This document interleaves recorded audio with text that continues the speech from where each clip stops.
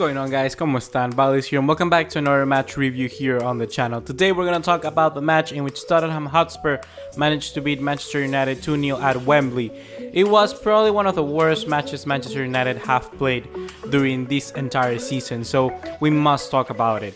Just like always, guys, please remember to drop us a like and also leave us a subscribe, turn on the bell notification icon and follow us on all other social media. You know the drill, you get the deal, so let's get right to it.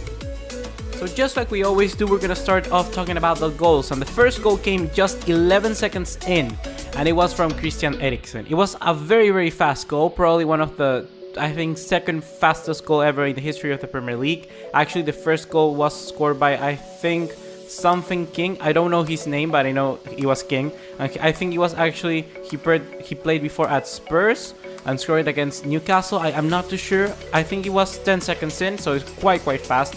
And this goal came, actually, I think it was planned. I think that this goal was set up by Mauricio Pochettino before the match to try and you know, get off guard Manchester United. I think that Mourinho didn't expect that, and nobody was going to expect that, basically. But I think it was planned. I think that Mourinho told the players right away, through ball Harry Kane, bring it down, pass it to somebody else, and then try to get into the area. And that's what happened. That's what really happened. The ball came into Harry Kane, a handful for defenders, really.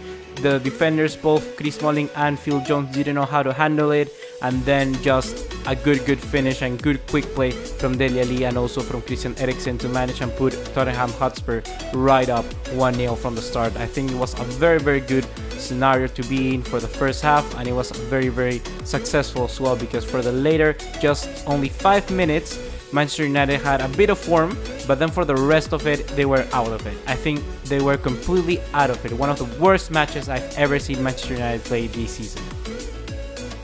The second goal came in from an own goal of Phil Jones, but this one I have to praise Kieran Trippier. I gotta say, Kieran Trippier, I didn't know exactly if he was going to be able to replace the shoes of somebody like Kyle Walker, but he has been playing in amazingly. I actually thought that Serge Aurier would have gotten a little bit more playing time. Even though he's injured, I think that Trippier should really be starting. He's so good down that right hand flank. He's so good. For instance, Alexis Sanchez was all over the park because he was too worried about Kieran Trippier, and Trippier was just so free to go inside and just do how many attacks he wanted. So he ran very fast past Alexis Sanchez and also past Ashley Young, and then came completely alone through the right hand side, put a cross into the middle, and then Phil Jones did something that was kind of stupid, because as a defender, and especially of caliber as a defender, you being the first choice center back alongside someone like Eddie Bailey, but in this turnaround Chris Smalling, you're a very good status in Phil Jones, so you need to be better than this. He actually put his left foot in his weakest foot to try and put it out, and that's something you do not do, because normally you put on your foot, your strongest foot, your right foot in this case, because you know that you're going to be able to stop the ball. What happened was that the shot was too strong, and then with his weak foot he just, like, you know, redirection it back into the goal. You need to put your stronger foot just to be like a wall, just to be like a block that's not going to allow the ball to go there and actually bounce away from it, not let the goal, you know, take another direction.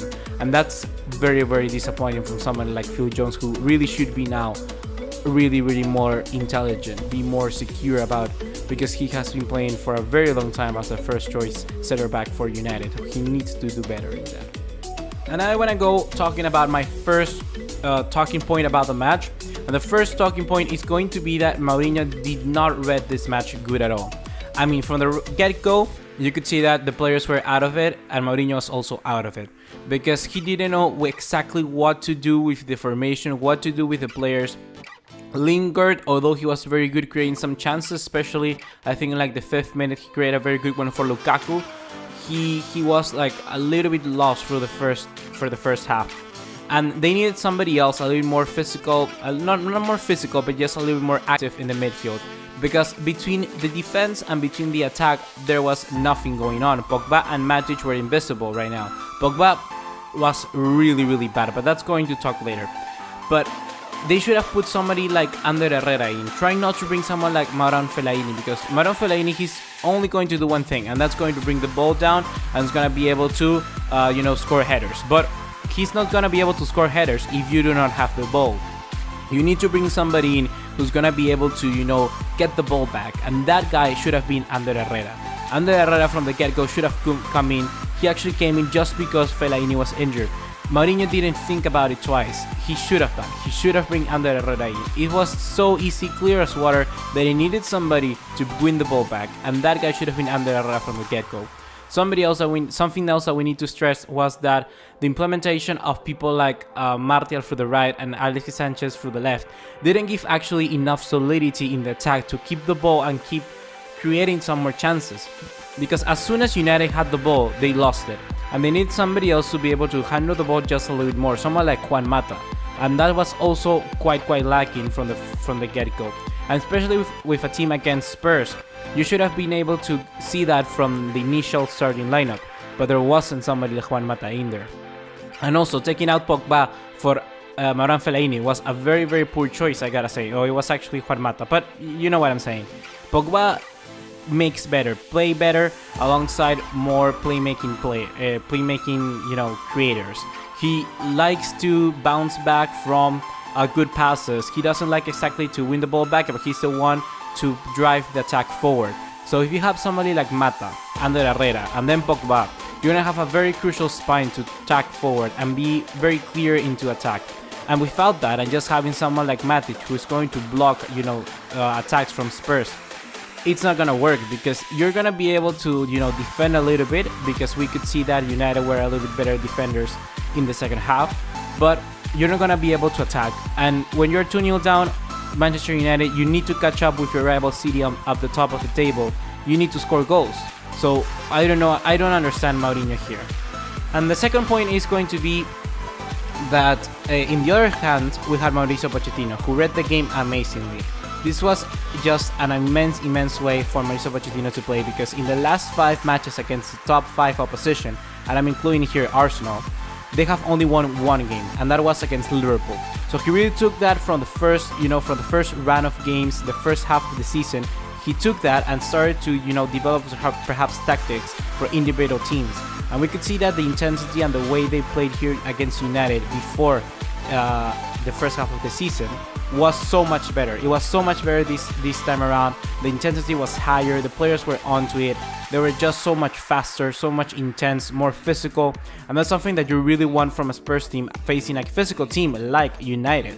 So I think that Mauricio Pochettino, being the manager that he is, not only being, a technician, but also being a coacher and trying to bring the players into the right mentality to face a team like this, he has really learned a lot from the first half of the season, facing against United and other opposition, and then trying to bring it in here and incorporate it for a better team. That's something that great coaches do, and that's something that, for instance, Mourinho haven't done so far. He has just been sticking to the same game plan, and sometimes like that, you're not going to work. You need to start reading the games better, Mourinho, because people like Mauricio Pochettino are going to outsmart you in every single way. And my final talking point of today, guys, is going to be about Davinson Sanchez. Recently, I saw an interview that DirecTV Sports, which is basically, like the ESPN or another media channel here in Latin America.